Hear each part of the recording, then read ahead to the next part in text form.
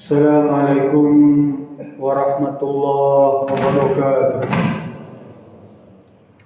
Alhamdulillahi rabbil alamin.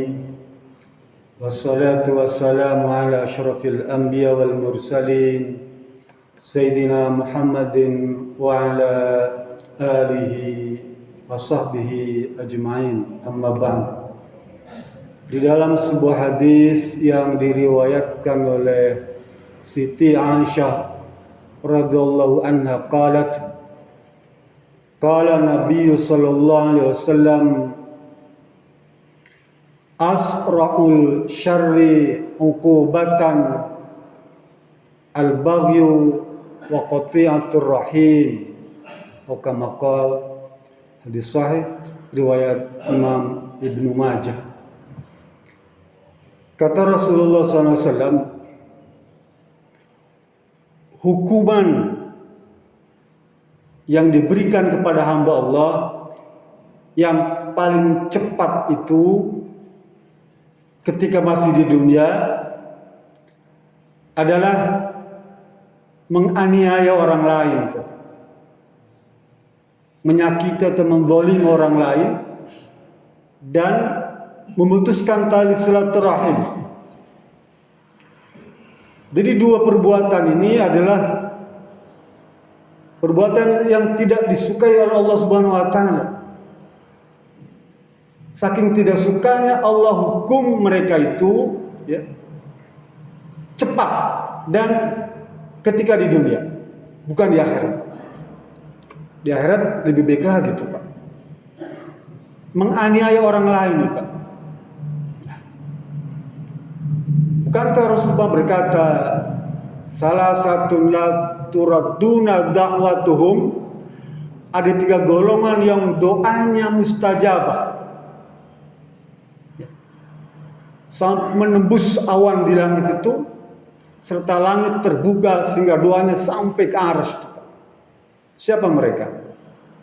Salah satunya adalah orang yang teraniaya itu. Langsung doanya itu diterima oleh Allah Subhanahu wa taala. Bahkan jika Allah menghendaki, hukumannya langsung diberikan kepada orang yang menganiaya itu, yang menzalim itu.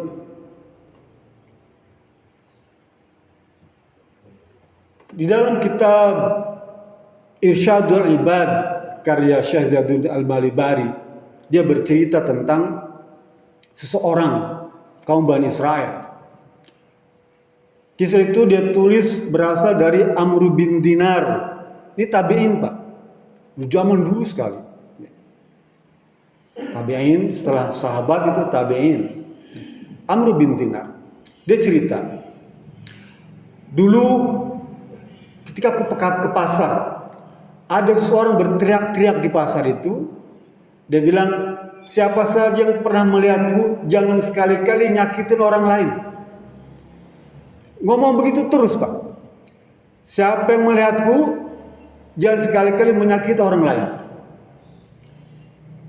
Amr bin Dinar, karena dia memang didikan para ulama, para sahabat, datengin orang itu, ditanya, apa sebenarnya yang terjadi dengan dirimu? Lalu dia bercerita. Kisah ini diabadikan dalam kitab Irsyadul Ibad. Kalau nanti Bapak merujuk bisa di sana. Lah kata laki-laki tadi yang teriak-teriak tadi, dulu saya hobinya mancing. Dan secara kebetulan saya juga menjabat sebagai seorang polisi. Di kitab itu diceritakan secara jelas. Suatu kali saya mancing bersama orang-orang yang juga mancing. Entah kenapa orang lain itu pada dapat semua, Pak, ikan itu, Pak. Tapi saya tidak mendapatkan ikan itu. Sampai akhirnya dia kecewa. Padahal dia sudah berjanji dengan istrinya akan membawakan ikan sebagai oleh-oleh mancing. Karena merasa jadi polisi, lalu dia minta kepada orang yang dapat. Bro, boleh dong bagi 1 ikan mah buat saya nih, buat oleh-oleh pulang ke rumah. Nggak dikasih, Pak. Gimana kalau saya beli aja dah? Nih saya punya uang. berapa dinar kamu mau jual? Saya beli. Dia gak kasih, Pak.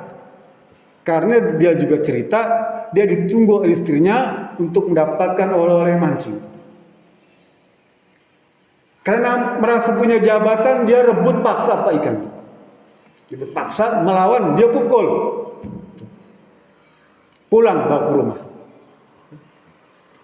Sebagai oleh-oleh bagi istrinya tuh. Ketika mau dikeluarkan dari keresek tuh Pak, entah kenapa ikan tuh ngegigit telunjuknya Pak. Digigit. Dan nggak bisa dilepas. Sampai seluruh keluarga tuh membantu untuk melepaskan gigitan ikan tuh. Setelah itu malam hari dia mulai terasa meriang. Dan tangan telunjuknya bengkak. Sakit yang sangat hebat. Tidak sanggup lagi, malam itu langsung ke dokter yang terkenal di Bani Israel sana. Kata dokter, ini racunnya sudah menyebar dan sulit diobatinnya, disuntik apapun tidak bisa. Satu-satunya jalan adalah dipotong telunjukmu. Karena menahan sakit yang hebat, dia rela telunjuk dipotong, Pak. Potong. Dan diperban segala macam, dia balik ke rumah. Malamnya kambuh lagi, bengkak lagi sampai pergelangan tangan tuh ya, dan sakit yang hebat. Dia tidak sanggup menahan sakit itu. Pagi-pagi diburu-buru ke dokter. Datang lagi, dok, bagaimana? Tangan saya sakit lagi, dan tambah bengkak, sangat hebat. Dicek sama dokter lagi, dia bilang ini racunnya sudah menyebar. Dan tidak bisa ditolong kecuali diamputasi tangannya sampai pergelangan tangan. Gak ada jalan lain daripada sakit yang hebat, dia rela tangannya dipotong sampai pergelangan tangan. Selesai, diperban. Dia pulang ke rumah. Malamnya begitu lagi Pak. Sakit yang hebat lagi, demam yang tinggi, dan tangannya bengkak sampai siku Pak. Pagi-pagi dia datang ke dokter lagi, dia bilang bagaimana ini. Dokter bilang ini sudah tidak bisa ditolong. Tangan Pak Paulus harus diamputasi. Dipotong sampai siku Pak. Tangannya tuh potong sampai siku. Sudah selesai, pulang ke rumah. Malam begitu lagi Pak. Bengkak lagi sampai bahu sih. Dan sakitnya hebat. Mungkin kalau sakitnya tidak hebat dia bisa tahan dan gak perlu diamputasi. Tapi karena sakitnya sangat hebat, pagi-pagi dia datang ke dokter. Dok, gimana sih dok mengobatin, masa sakitnya masih terasa terus? Dokter bilang, ini racunnya menyebar terus dan berkembang biak. Sehingga satu cara Bapak harus relakan dipotong sampai bahu. Karena tidak sanggup menahan sakit, dia rela dipotong bahunya sampai bahu. Di seluruh tangannya putus. Lalu dia tanya kepada orang alim. Lalu orang alim itu diceritakan tentang kisahnya. Lalu kata orang alim, adakah pernah kau melakukan suatu perbuatan? Iya, dia bilang. Seminggu yang lalu aku telah merampas ikan dari seorang pemancing. Karena dia tidak mau dibeli. Dan aku paksa sampai kupukul dia. Lalu kata orang alim tadi, bisakah kau cari dia dan minta mohon maaf kepadanya? Cari. Besoknya cari tuh sepanjang pantai sungai itu, dicari, gak ketemu. Cari di mana orangnya. Akhirnya dijumpai Pak di kediaman itu. Begitu ketemu, dia langsung sujud Pak. Sujud dan minta maaf, minta ampun. Kata pemancing tadi, siapa kamu? Karena nggak kenal Pak. Karena sudah berubah Pak. Tangannya sudah buntung, wajahnya kuyu karena merasa sakit. Jadi sudah berubah wajahnya. Dia nggak kenal. Lalu dia cerita, saya adalah teman mancingmu dulu yang bareng-bareng kita mancing semua yang lalu di sini, di sungai ini. Yang kurampas ikanmu. Oh itu. Tapi saya sudah maafkan kamu. Kata tukang pancing tadi. Saya sudah merelakan apa yang kau ambil itu. Sudah selesai. Lalu ditanya, apakah kamu ketika aku rampas ikan itu kamu berdoa? Iya, saya berdoa kepada Allah Subhanahu wa taala. Apa doamu? Ya Allah, sesungguhnya orang yang merampas ikanku itu dia lebih kuat dari diriku. Karena dia seorang polisi. Dan aku adalah hambamu yang lemah. Dan dia mengambil apa yang telah engkau berikan kepadaku. Aku mohon kepadamu ya Rabb, tolong tunjukkan kekuasaanmu kepadaku.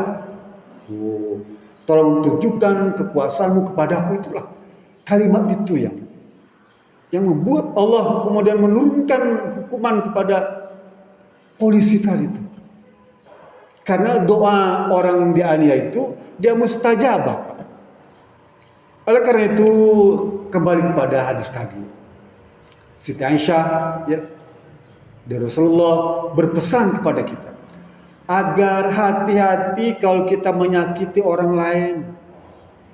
Hati-hati kalau kita menganiaya orang lain. Hati-hati kalau kita mendolimi orang lain. Karena hukumannya cepat, bahkan ketika masih di dunia. Segeralah kalau kita merasa pernah menyakiti orang lain, datangi dia. Mohon kerelaannya, mohon keridhaannya, mohon maafnya, mohon ampunnya. Khawatir dia berdoa karena kekeliruan kita. Kalau dulu mungkin kita pernah menyakiti orang lain, segeralah. Ke depan jangan coba-coba menyakiti, menganiaya orang lain. Sekalipun kecil, cuma sekedar seekor ikan, berapa sih? Cuma seekor ikan. Kalau dinilai dengan ukuran harta. Tapi orang yang teraniaya, doanya mustajabah. Jadi pesan saya, berhati-hati dengan ucapan, dengan perbuatan tuh, jangan sampai menyakiti orang lain, apalagi perbuatannya bisa menganiaya orang lain. Mudah-mudahan ini menjadi sebuah tambahan ilmu bagi kita yang memberikan kesadaran kepada kita bahwa jangan coba-coba menyakiti atau menganiaya orang lain. Itu saja. Assalamualaikum warahmatullahi wabarakatuh.